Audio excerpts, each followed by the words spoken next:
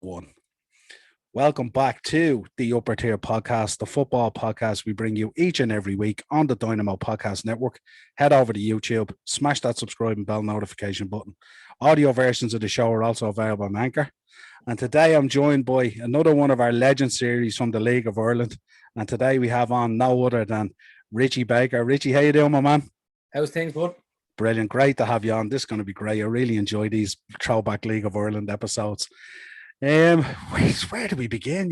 Like 5 leagues, an FAI Cup, and then, numerous accolades with Rosemount Movie as well. An interesting trip, of course, moved over to New England as well. But let's start right from the beginning. Let's get into the youths in Stella Maris, where they kind of all began. Yeah. I literally left Mark Celtic at under 12s and went to Stella Maris. A fella called Tom Marr was the man that brought us over, and we used to call him Yamza. He's a good lad. Now, in fairness, we had a super team at Mark Celtic at the time, and but we were always in the lower leagues compared to the Cherry Orchards and the Home Farms and everything else. We'd always meet them in the cups and the semi-finals or a final. We had a really strong team, and we'd meet them there. So it just got to a stage where Desi had moved on as well at a certain age and went to Stella, and I kind of nearly followed in his footsteps by going across there when I was asked. And I nearly got the blame for ruining the Mark Celtic team, being honest with you. The rumour started floating about that me man and dad were after getting washing machines and all, giving to them because I left. But yeah, that's where it all started. Went over there and had a good few years there. And we went up to the Mill Cup a couple of times. And it was a fantastic club now, in fairness. Now, the travelling was tough enough at that age as well. It was... I was going across on 2 buses over there and 2 buses back, and then on the weekends they pick you up for the games. You know what I mean? But I suppose back then you were doing everything you could just to make it in football. So and you're determined. So yeah, it was a bus from Tala into town, and then out from town out to Albert College or Richmond Road, and I was lucky enough. Now another fella from Tala had joined as well, so the two of us made the journey. John Paul and myself made the journey. So yeah, it started there, and then we won a good few things there. We had a really good squad, and then when we got to under 16s, then I was playing 2 years ahead of myself. Then I was asked to go up to the 18s and then onto the 19s at the time, and yeah, it flitted out. Then I had a few trials here and there, and I was meant to go over to Leeds with Stephen McPhail at the time, and I got a blood clot in my leg, and I was out for nearly 6 months. So that stopped that from happening. So that was disappointing. And then again, going up to I think it was the second or the third Mill Cup, I had got 7 stitches in my knee just a week before we were meant to go. So that stopped the touring as well. So that kind of hindered me probably getting seen as well up in the Mill Cup again a few times and playing against the big clubs. And at that stage, I probably think to yourself, oh, jeez, I think I'm not going to make it now, you know. It's all I wanted to do was follow Desi in his footsteps, kind of, you know what I mean? He's after going over to United at a young age after his junior cert. And it was always something that I just wanted to do was play football and try and make it in the game. And then when it flitted out, then I ended up going to, from Stella Maris to a FOS thing I set up by Shelbourne. Mick Neville came along, and he took 3 or 4 of us from the Tala area. Myself, John Hannon, Darren McDonough, and there was another fella there that came a few times, and another one of my good mates, Keith O'Brien. So the 4 of us actually joined the Shelbourne FOS course at the time, and that's it. It was literally only on the FOS course a number of weeks, and my first game was a friendly against Shamrock Rovers in '98, and I remember playing my first game, and I had a really good game. And I remember Cheryl put me in and goal, and I scored a goal in my debut and all. And no, it was fantastic. It was a fantastic start. And after that game was when I got brought in to sign my first contract. Then Yeah, I mean, a shout out to Stella Maris. The amount of players they have produced over the years into the League of Ireland and across the water has been incredible, really. It's a who's who of Irish football in terms of names when you think about it. In terms of just going back to the youth again, did you always want to be a professional footballer? There was no other career for you, or had you thought of anything else? It was always football. Always football, yeah. It was always football. It was very good at the Gaelic as well. We played in the schools, had really good teams, and I remember manager from St. Anne's used to always come up then and try and get us to play on a Saturday afternoon or a Sunday when they had games. And the same again, me, John Hannon, would have been the two of the main players that we played soccer for the school as well, and we're out with Stella Maris. And we were decent at the GA as well, in fairness. And they used to knock up to the door to try and beg us to go up and play with them, like, and we did that, like, and there was a chance of playing for the Dublin Miners and all, but that was soccer was always number one. Like, that was it. It was the Gaelic was just a bit on the side to keep yourself fit and strong, I suppose. Yeah, and the professional contract move to Shelbourne, that came about through the FOSS course that they had set up and stuff like that straight in. Yeah, and what was that like? Was it like an apprenticeship type thing, or? Yeah, it was kind of a newly thing that was done up. Mick Neville had come on board with it, with FOSS, and they set it up in the sports link out beside the airport there, and so it was put together. It was a year course, and again he put together a fantastic team. Like, the squad that we had there was unbelievable, and we played in a league and all in it, and we won everything in it. The team that we had was frightening, and as I said, it was only a number of weeks that I was there, and I got the chance to play for the first team, and then after that it was kind of great, because when I went in to sign my contract, it was Mick Neville actually came in the room. It was the old house down in Talca Park, and Ollie Bourne was there, and we went in, and he's like, listen, we want to sign you. And Mick Neville was staying behind me. It wasn't even my mad dad at the time. It was Mick Neville that was there in the room. And he's like, yeah. And all I wanted to do was obviously sign for the club and be a professional footballer. And it was semi-pro at that stage. And because I remember we used to get, I think it was 190 pound off the FOSS. And I remember Ollie sitting there and going, listen, we're going to give you another £70. And so you're going to be getting the 190 from the FOSS. That's a Shelbourne FOSS cost now, but FOSS were paying it, but he was putting it across that. He was coming out with his pocket. So you'd be coming out there now with £240. And I was like, I said, listen, yeah, fantastic. Like, and I signed the contract for the year. And within months, I had another contract signed. And then at the end of that year, then I won Young Player of the Year, and the contract was ripped up again. And I got another 3-year contract now. So it was 3 times the change in the 1 year. And rightly so. And rightly so. Yeah, it was. I really had a good year now. The first year was fantastic. I remember at the end of the first year, in Ballymun, we were training out there, and we went into the dressing rooms at the end, and Ollie Bourne came over with Dermot into an old cold dressing room, and he brought us in, and he says, listen, Bristol Rovers are Bristol City are at the being in. They put an offer in for you, 100,000. I said, we're not taking it. And I said, oh, okay. I said, that's great. I said, listen, you had a fantastic year. What you did this year was unbelievable. And winning the Young Player of the Year is fantastic. Now, you probably won't have another year like that again. You know, that was a brilliant year and all. I said, sure, we'll see. So, so I remember nothing went ahead with the Bristol City thing. And I was happy enough. We had a great team at the club, and we were doing really well. And we stayed, and we won the league again. And then I was lucky enough to win Young Player of the Year again. And I remember calling Darren McKeely and Ollie in. I goes, just go back to last year. I said, remember sitting down saying that this wouldn't happen again. I said, there you go. So it was good to throw that back in our face. Yeah, it must have lit a right fire under you, I'd say. Did it, even hearing it beforehand and then going, I'll show these lads. Exactly. Brilliant. That's what I was just buzzing just to go back in and say, just remember that conversation we had the last year there. You said it probably wouldn't happen again. Well, that I'm lucky enough it did happen again. There's probably one thing I want to touch on. Tell me the story about the Peugeot 106. The Peugeot 106, my God, that was my first car, and the song I'm Blue, that it was a blue Peugeot. I had tinted windows, the whole lot all done up to pieces, and my God, I used to drive around. I had a horn on it that went fucking crazy. It was like you'd hear me completing 20 blocks away, for God's sake. And then after that 106, I literally moved on to a 206 and done the same crap to it as well. Brilliant. Absolutely. What about the how was the competitive nature with Desi? Was there a competitive nature there, or Unbelievable.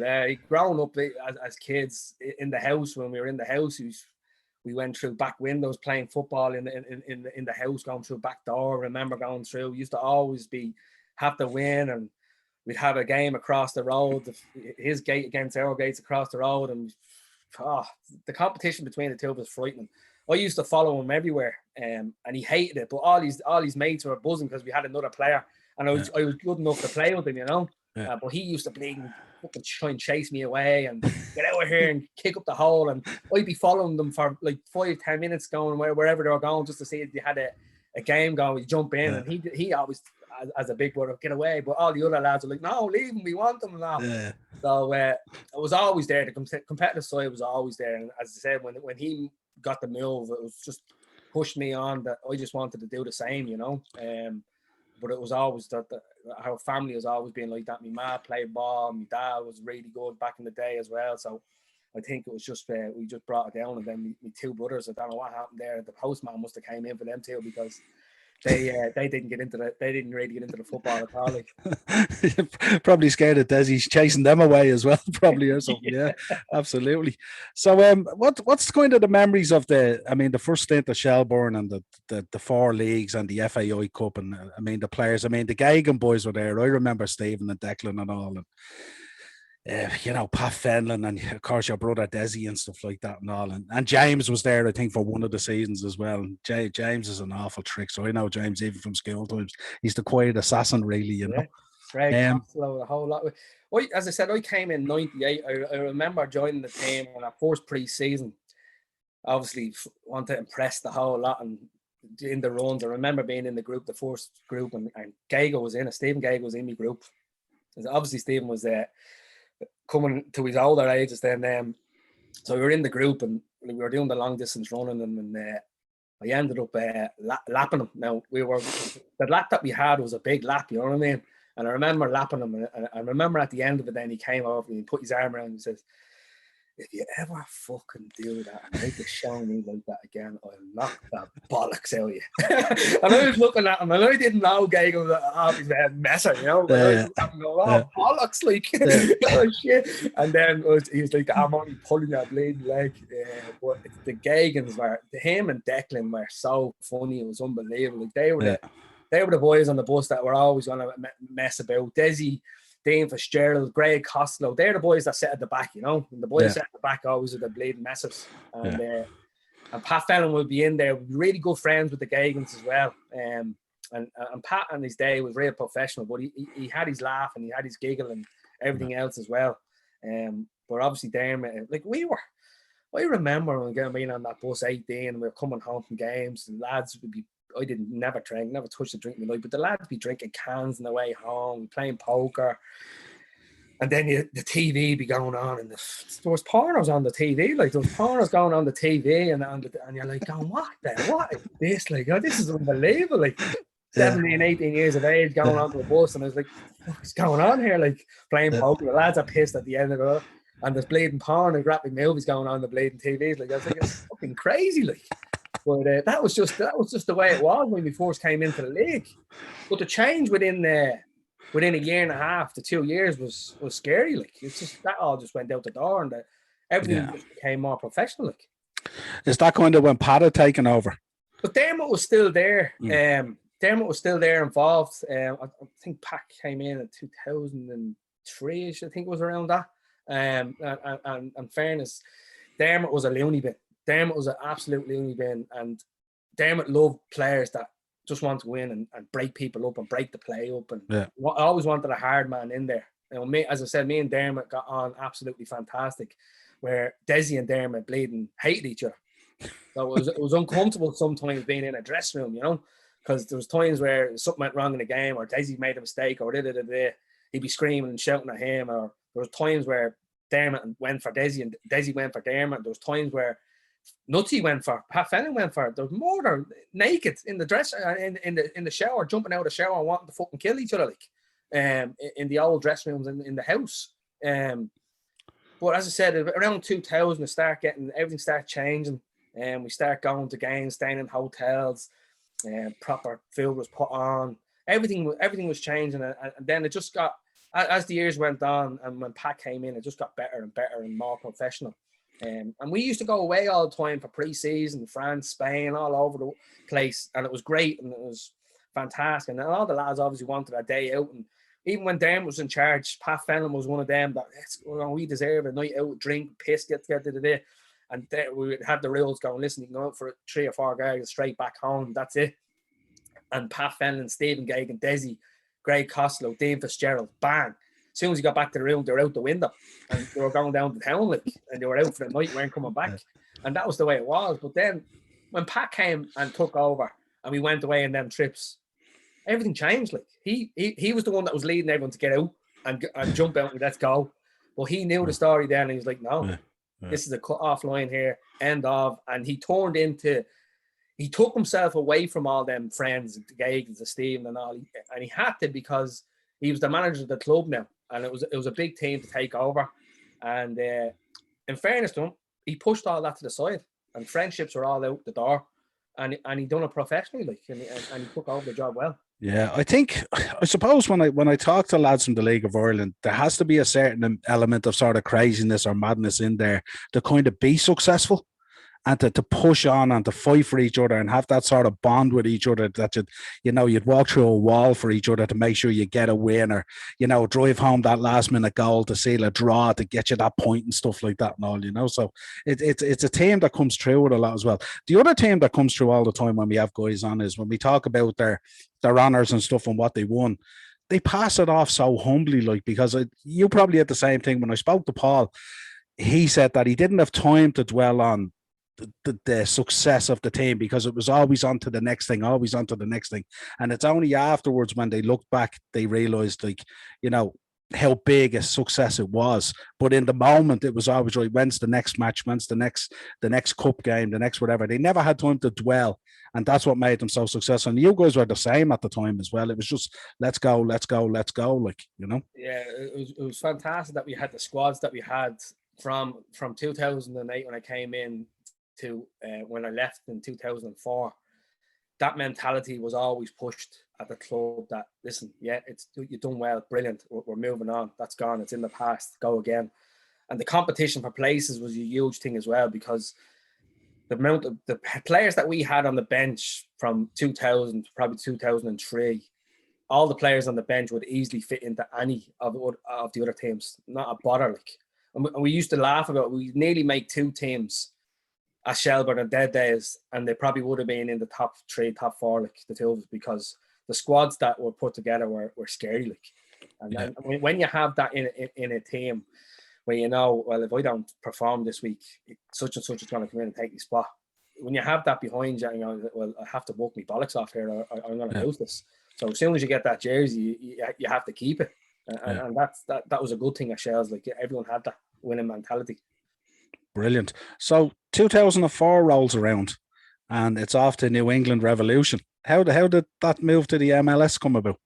So it came about, I used to go out with a girl, and her dad used to play for Shelbourne and Rovers, Eric Barber, back in the day. And Eric would have had a big name in the League of Ireland, and done a lot. And I think he's still top goal scorer at certain clubs in the League of Ireland, the Shells at Shamrock Rovers. I always said that once I won every trophy that I could, that I'd give it a go and move over, because our family moved over there. Two sisters and our brother lived there in Boston, and I said, listen, if we win all the trophies that you can win, well, then I'll give it a go. But I wanted to do that before I left. So I came to the decision then, obviously in 2004, then that I had won the majority of them with Santa Cups and FA Cups and League Cups and leagues, and I was privileged to be able to be on a team that I was on to win them trophies, and I decided to give it a go. And I remember going in, to Ollie and saying, listen, Ollie, because they said, oh yeah, if you want to go, there's no problem, you can go, because there's a couple of months left in the contract, wherever it was. And I said, grand. So I went in. I remember going and sitting in my pat and said, listen, we're gone ahead. All right, grand, not a bother. And then all of a sudden, then Ollie was like, listen, he's not going. I'm not letting him go. I said, what do you mean? Well, he's not going unless we get some money for him. And I was like, what the fuck is going on here now? So anyway, went back in, had a conversation, And Pat said, listen, I'll talk to Ollie. And then it came up, listen, you can go, but if you come back to the country, that we have first choice. I said, Jesus, yeah. I said, 100%. I said, I wouldn't want to go anywhere else anyway. It's been here all my career. I said, everything's been great. So, yeah, there's no issue with that whatsoever. So that's how it came about then. And then I ended up went over to Boston, and I met up with Steve Nicol, who's the manager of the New England Revolution. I had sent over a few videos to him of playing in the league and European games and everything else. So he was impressed. He met up, and then he said, listen, we have to do this properly. You have to come in like in a draft kind of situation. We're going to have an open day out in New England. Just come in. We'll have a few games during the day. So after that, then the open day was done. Went in, signed the contract, and that was it. Then I started the new career over in America. Like, how was the move culturally? I mean, obviously Boston has a huge Irish contingent over there, but was there a lot of Irish players playing in the MLS at the time? And no, there wasn't. There wasn't at all. I came in.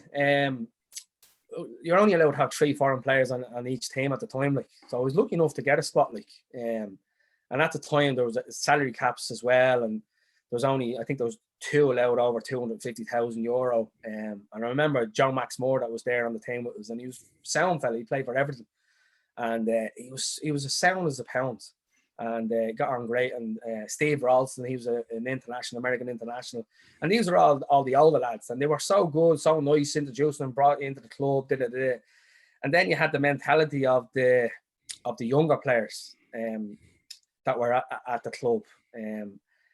And they were the ones that kind of ran the place. There was one lad there that he was the poster boy, and his picture was up all over the Gillette Stadium and for the soccer side of things. And he thought he was the bee's knees, but he made life difficult for everyone else at the club, and especially new people that were coming in. And he was at the saying that I was talking to him, and he was saying that he played in the World Cup, in the Under-20 World Cup that was over there as well in Nigeria. But he just wanted to put people down all the time, and he had his little gang of 5 or 6 that was in the gang, and they were all the ones that would pick on the new people. And Clint Dempsey came in about 3 months after I joined, and me and Clint got on great. We were the new kids in the block, and we stayed together. And I used to pick him up from the house that he was staying in, and bring him to train and bring him home, and we had a great bond. Like, but one day it was getting too much as well for him, and he just stuck up for himself in training. One of the lads was just tried to go in rough and the usual stuff and messing about with him, but he stood up, and they had the fisticuffs, and he put it back to them, and fair play to him. He just changed it. He changed it for himself, and he changed it for a few of us as well. Like, listen, you can't be just picking on the lads, you know what I mean? And what a player he was. He came in, and left foot, right foot. He could play up front. He could play in the hole. He could play the 10 role. He could play in the wing. He was just natural. When he came in, you could see it. Like, and it was unbelievable to see. And he always said, Richie, I'm only here for a bit. He says, I want to play in Europe. Like, and that's the way he used to say, I want to play in Europe. It's not like he really wanted to go to England, but he just said Europe. It's just an American thing. Like, yeah. And I said, listen, Clint, I said, you have every chance of getting away. Like, and literally, he had a year there, and he was gone. Like, he was unbelievable.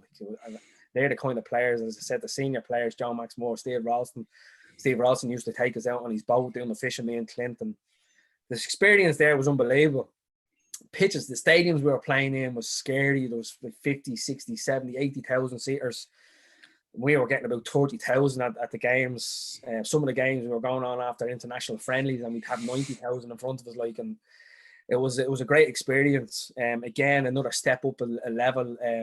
At the stadiums, you'd have your doctors there, you'd have your x-ray machines there. Everything was there, you know what I mean, that we were using. It was all up another level. You had all your strength and conditioning people there.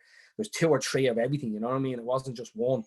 Your food was there in the morning, lunch, whatever you needed was there. And it was a different level. But the standard was good. It was only, the league was only going so long. It wasn't that long gone. They were still building it up. And I always said, we had the Shelbourne team that we had in the 2001, 2002, 3. We would have been easily up there with the standard of the MLS at the time, like, you know what I mean? So a year, being honest with you, I had a year there. It was a great experience. I enjoyed it. Met some really good people. It was great living in Boston for a year and seeing it. But a year was enough for me. During the circumstances with the other lads just taking the mickey all the time. Like, Steve Howie came in. I used to play for Newcastle. And I used to pick Steve Howie up at his hotel. He wasn't driving. I used to pick him up and bring him to train. And sound fella.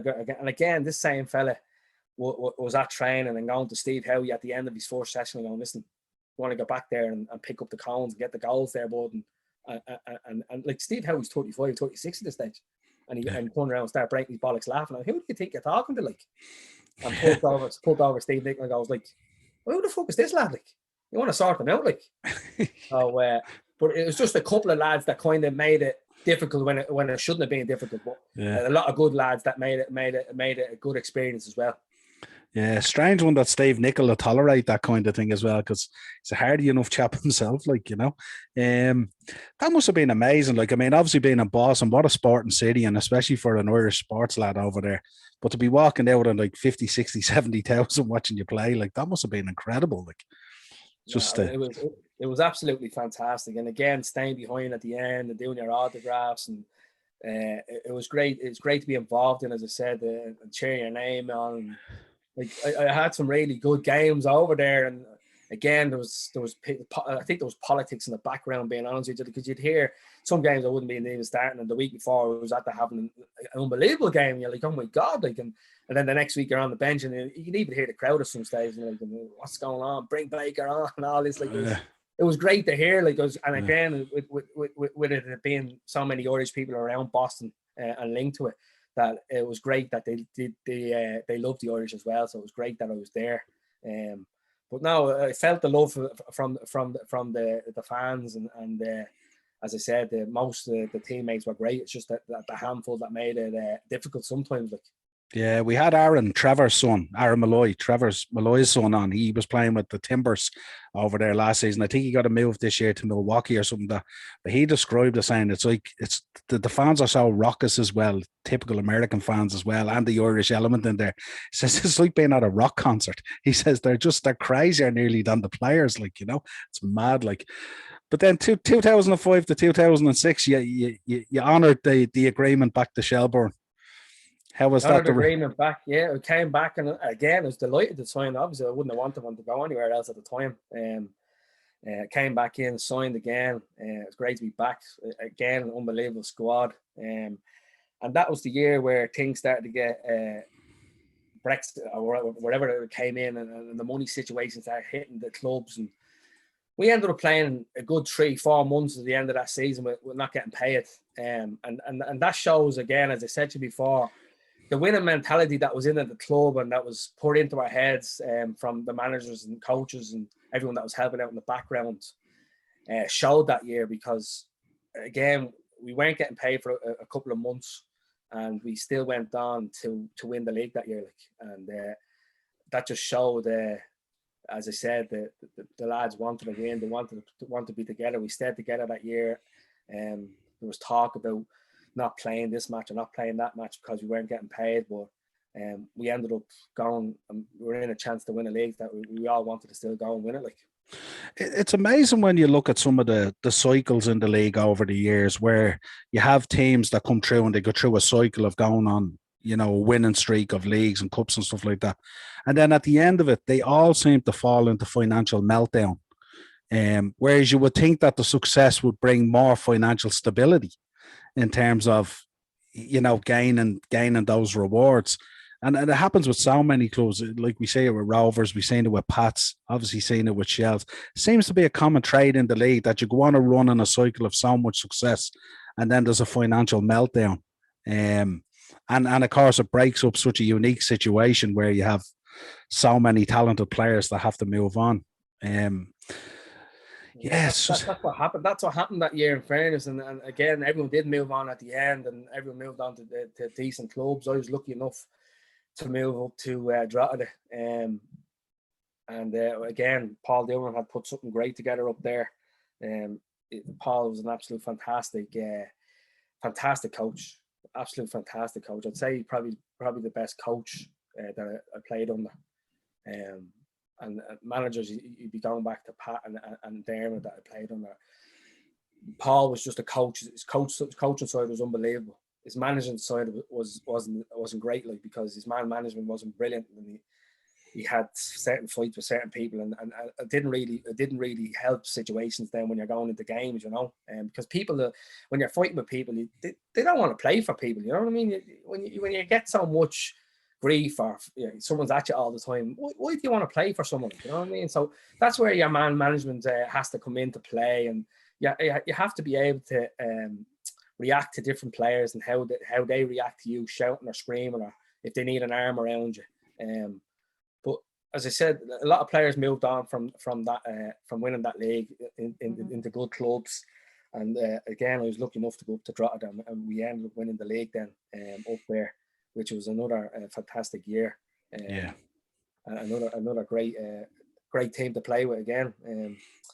But again, it blew up at the end of that year. Then everything blew up because people were pumping money into Drogheda at the stage, and they thought they were getting grounds here, there, and then we're building here, there, and everyone, and then that fell under, and then went into the same situation that we were fighting to try and get paid again, and we went another couple of months not getting paid up there as well. So it was just folding on from one club to the other, and everyone was getting hit by the same problems, like. Yeah, absolutely. 2009, back to Shells again. Back to Shells, yeah. I got a phone call from Dermot. Dermot asked me to go back in. And again, I was only delighted, being honest with you. The club, obviously, that would be hard for the rest of my life. It's going to be Shelbourne. I have 2 jerseys hanging up on my wall at home, and it's the Ireland jersey and my Shelbourne jersey. And obviously done a lot for me in my playing career and bring me into the League of Ireland. So no problem going back. Went back, give it a go. Had a good chat with Dermot. Joe Casey as well was looking after the club at the time. I got on really well with Joe. He took over after Rodney had passed away and took the reins on, which was a very difficult job to take on because there was kind of a mess left behind at Shelbourne, and Joe and the committee had to mop it all up and try and sort it all out again. So again, we trying to go back in to bring them back up to the Premier. Obviously didn't work out that year. We had a lot of injury problems as well with myself and other players at the club, and we were unlucky not to come out of it that year. And again, it was as I said, it was great to be back there. And then Dermot left then again, so decided then that was it. Then I actually finished off with Bray. I had the back operation then when I was at Bray, and my back was in bits for a couple of months when I was there. So that kind of nearly finished me off then out there. Yeah, interesting. My neighbours, Bray Wanderers, out there at the seaside. How was the transition then? I mean, when you stopped playing, obviously you had desires to go into coaching. How was the transition from playing to coaching? It was always something in my head that I said to myself that I'd never want to go back into the League of Ireland and coach. Because of all the stuff that had happened, all the bad stuff that had happened probably from 2006 onwards, and the stuff that was going on with the FEI and people that were in charge out there and they weren't helping out. And like there's times we were in the rooms in there, and Delaney was there with Drogheda in the room, and he's like, listen, take what you're given. And I think at the stage, Drogheda were offering 12% of our wages that we were owed. And I remember sitting in Drogheda one side, 4 or 5 players with the PFEI, Steve McGuinness on the other side, and then you had Delaney on the top table, like in between the two of us. And like just hearing from him, listen, we can't really help out one club. We can't be seen to be given because everyone will want it, and then the junior section will want this and want that. So we can't be given. It says, is 12% not better than not getting that? And I was at the stage, I was at going through it with Shells, and I was like, oh, Jesus Christ. And we got every single penny back off Shells. Every single penny that we were owed, we got back off Shells. Everyone got that money. And we had to obviously wait months for it, but we did get it back, and they honoured it. And then when they get to Drogheda then, and then we were sitting in the room, and they're like, and hearing that from him, and we can't help, and then us 4 in the room said no. A good few of the lads agreed with the 12%, and there was a few of us that didn't. And because we didn't know what the punishment was going to be for Drogheda. We weren't being told exactly what's going to happen or what way it was going to work. So anyway, it ended up coming down. I think the few lads got together and they had mortgages and kids and family. So I think we ended up getting up to 20 or 22% or whatever it was, and we agreed on it. And then it just came out then, like it was literally 6-7 weeks later, they started signing players for the season ahead going again. Like, and you're like, going, I said, like, what? Like, what just had to happen here? There was no punishment. They were allowed to stay in the Premier Division. And they're allowed to go and sign more players and start handing out money that they couldn't give out a couple of weeks before that they owed out already. To lads that were honourable and did their part, like, and trained and played and done all their thing, and that was really a kick in the face, being honest with you. And ever since that, I always said, "Jeez, I wouldn't want to get myself in a position where I was a coach or a manager that I had to turn around to my players and say, listen, we can't pay it, or we can't do this, or we can't do that." And the FAI are not supporting anything or this, that, and the other. So I ended up coming over and going, I really didn't want to go down the route of going back into the League of Ireland. So I ended up, the PFAI, Steve McGuinness gave me a ring actually. And a fella had been on to him that wanted to get someone out and coach out in Granada. So Carl Markey's name was, he rang me. And he rang me up, had a chat, and he said, listen, I'd like to come down. And I said, yeah. I said, that's great. I said, so went down, spent 2.5-3 years at Granada, and started doing all the coaching and stuff there. And I started enjoying it, you know what I mean? I started really enjoying it. I had a great bunch of lads that were listening, that wanted to be there, wanted to do the things that you were trying to teach them, wanted to do the sessions, were turning up. It wasn't 5 here or 6 or 7 here coming. We were getting big numbers, like, and it was great. So that's where I started off with the coaching side of things. And again, Carl, we moved around. Then we had down in Templeogue, and we were down. There was 2 or 3 other things that I just followed Carl with him, because he in fairness to him, he had been with me since the day one, and I stayed with him. And so that had led us to where we are now. Like, so we're obviously with Rosemount Mulvey now, and it's the club that I'm with now is unbelievable. Yeah, it must be mad to look back at those negotiating times over the wages and stuff like that. Hindsight now and what you know now must be even a sickener, without us getting into any detail about what's been transpiring over the last 3 or 4 years. Like, it's just crazy, isn't it?